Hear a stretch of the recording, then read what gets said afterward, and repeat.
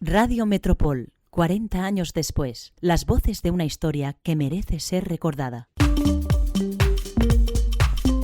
Hola, bienvenidos al 12º y último episodio de Radio Metropol, 40 años después, las voces de una historia que merece ser recordada.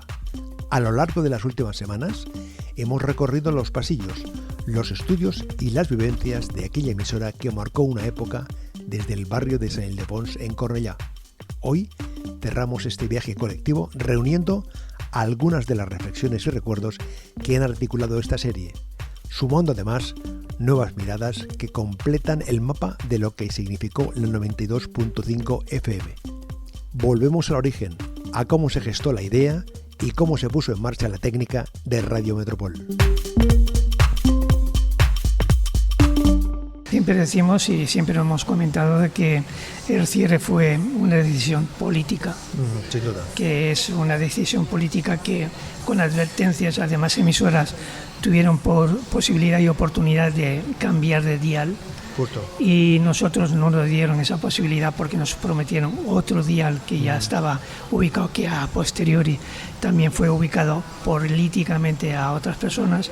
Y yo creo que fue un tema político, pero bueno, lo aceptamos y ya está. Y sin duda también, Cefe, por la competencia que hacía Radio Metropol a las emisoras comerciales que habían y a las emisoras públicas y privadas. Es decir, que éramos una emisora que tenía una programación sin más pretensiones que acompañar, que conseguir, porque teníamos miles y miles de oyentes, cientos de anunciantes, y eso lógicamente lo veían con una cierta preocupación. Bueno, yo creo que preocupación no, molestábamos. Estamos hablando de una radio que era más complicada que ahora. Es que todo era disco. Un cassette y gracias. O sea, para meter una cuña... claro, ahora está todo muy... Apretas una tecla y sale. Claro, porque era más complicado. Porque entonces lo que veían eran los giradiscos, las platinas, sí, yo recuerdo... los cartuchos no había porque la publicidad se tiraba, era en casetes, claro, cortos, pero en casetes. Sí. Con lo cual tenías que estar pensando, tenías la pauta allí. Y si tienes algún efecto que enviar... Que suene romántico, no suene romántico. Bueno, y si tienes algún efecto que enviar, estaba en el disco. Entonces tú estás con la agujita ahí temblando a ver si saltaba o no saltaba. Esto yo lo recuerdo. Bueno, también era muy crío, de 17 años. Todo me parecía extraordinario.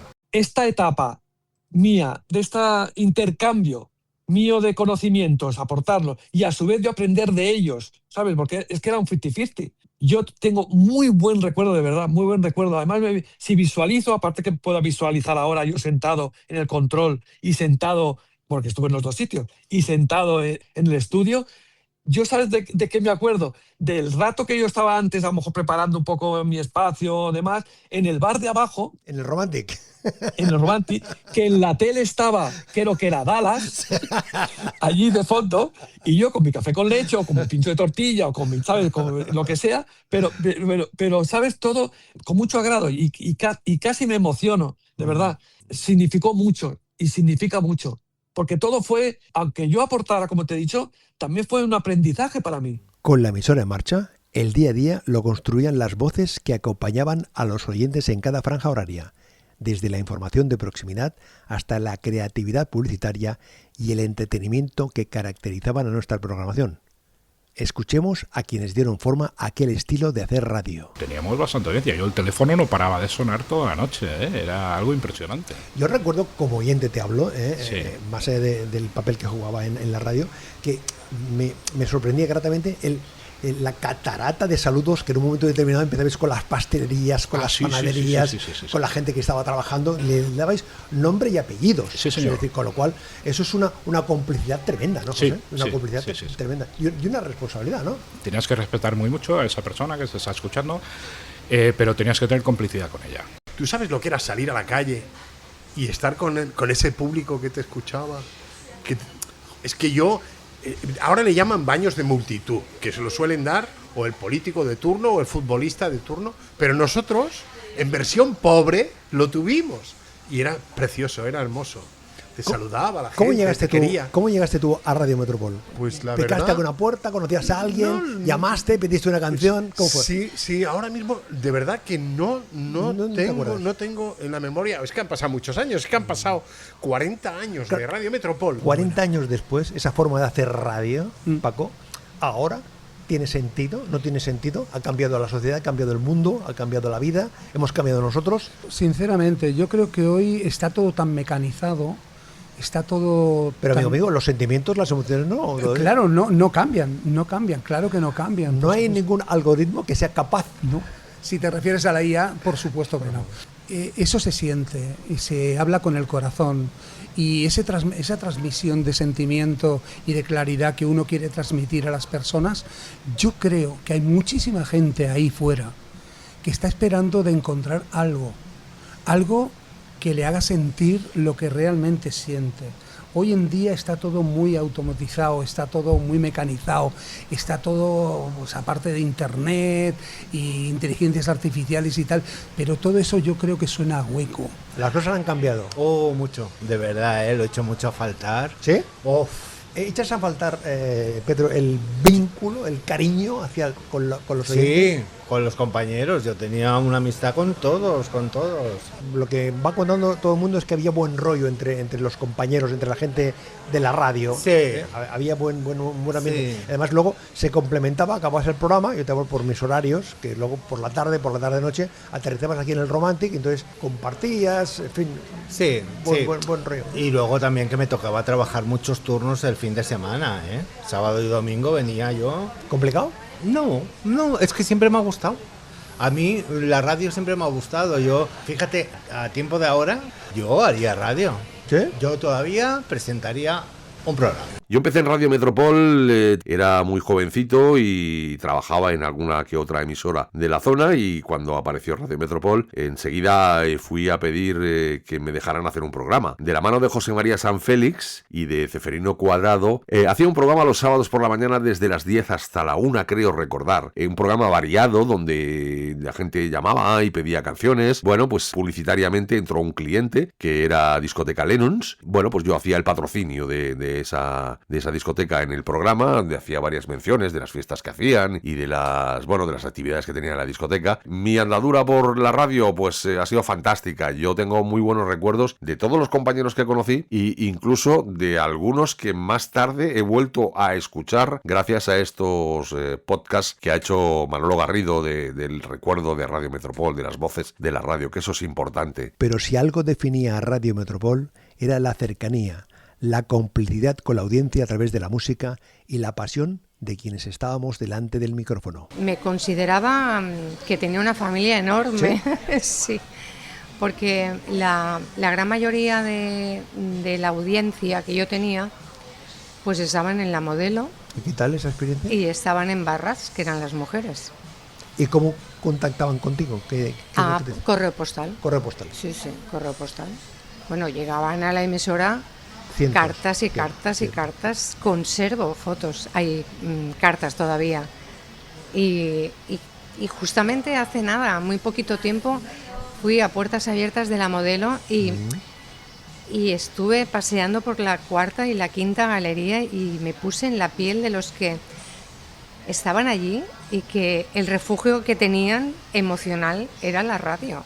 Pues para mí, Radio Metropol fue abrir la puerta a lo que más feliz me ha hecho en mi vida, la radio. Ojalá pudiéramos seguir haciendo juntos Radio Metropol cada día más grande. Si esto lo extrapolásemos a la actualidad, nosotros entonces éramos como los influencers de ahora, porque sí, es gracioso, pero es así, en el sentido de hoy la gente con las redes sociales, pues eso, tienes tantos seguidores. Nosotros en aquel momento, claro, eso no existía, ni pensábamos que fuese a existir, pero era la red social que había, que era la radio, y nosotros en este sentido teníamos tal cantidad de seguidores que nos sorprendía.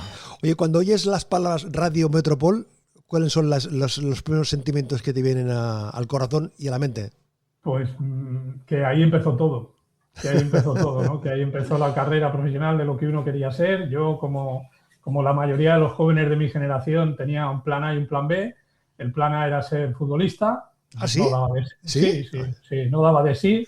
Y luego estaba el plan B, que era ser periodista, y más concretamente periodista deportivo, y más concretamente narrador de partidos. Bueno, pues para llegar a ese punto, al que afortunadamente he podido llegar, y en el que estoy todavía, afortunadamente también, pues fue inevitable, por supuesto, y fue importantísimo el paso por Radio Metropol. Me trae unos recuerdos maravillosos, inolvidables. Radio Metropol no habría tenido sentido sin las personas que estaban al otro lado del receptor, ni sin el tejido social del Baix Llobregat que creció junto a nosotros.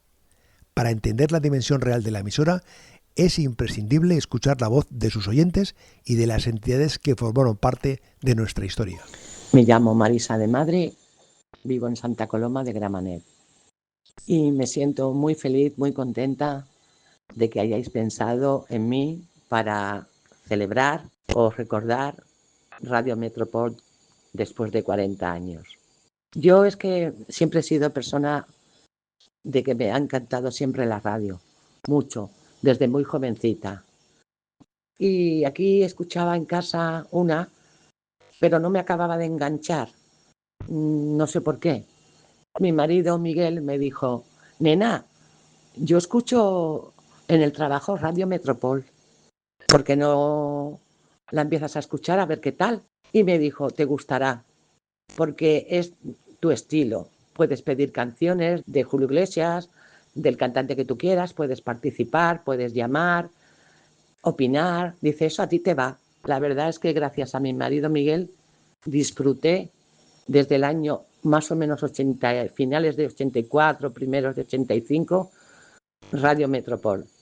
Recuerdo pues a Manolo Garrido, claro, lógicamente, a Pedro Parreño, que hacía un programa por la mañana de 6 a 7, que yo me ponía entonces al despertador para poder escucharlo, a María José Salvador, que hacía por la tarde, no sé si era de 6 a 7 o de 7 a 8, los 20 más pinchados.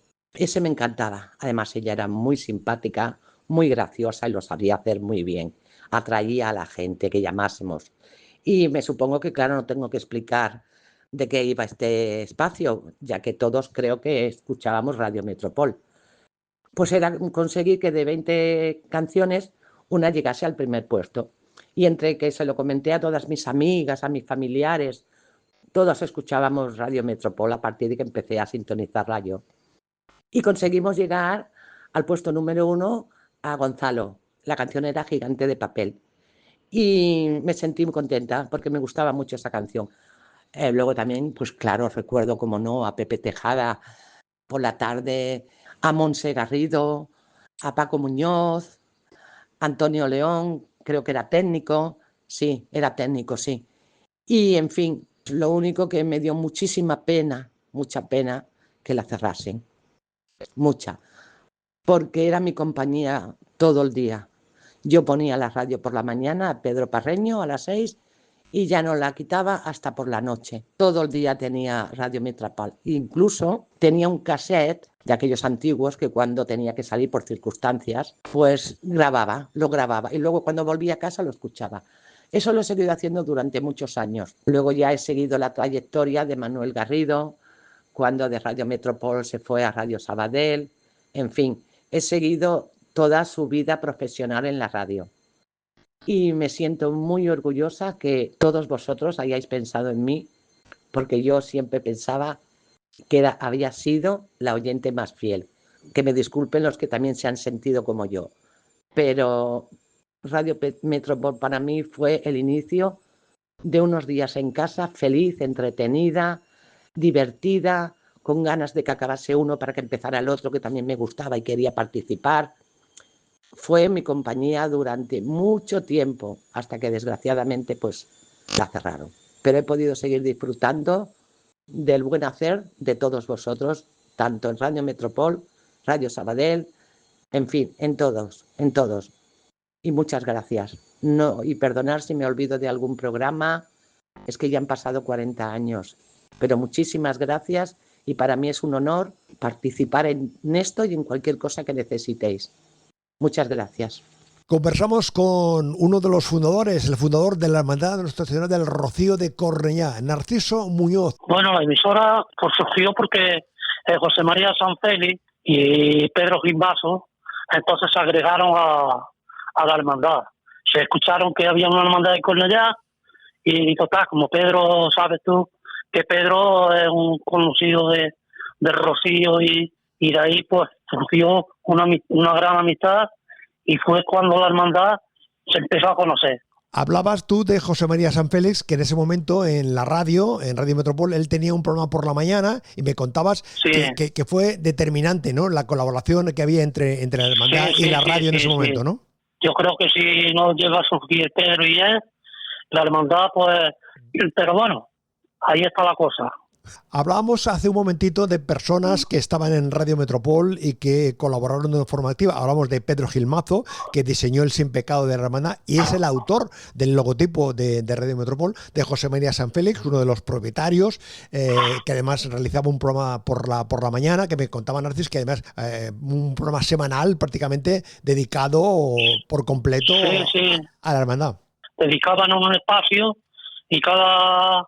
no sé si era los martes o miércoles, que se dedicaban como media hora, 3/4 de hora, a hablar solamente del rocío. Y permíteme que mencione también a un par de personas, pero que también estaban vinculadas a la radio de una manera directa. Paco Hidalgo, un hombre muy relacionado con el conjunto de las entidades de toda Cataluña, un escritor, flamencólogo, un hombre culto, maestro de escuela, como él le gusta decir, que también participó en el crecimiento y en el nacimiento de la radio y de la hermandad.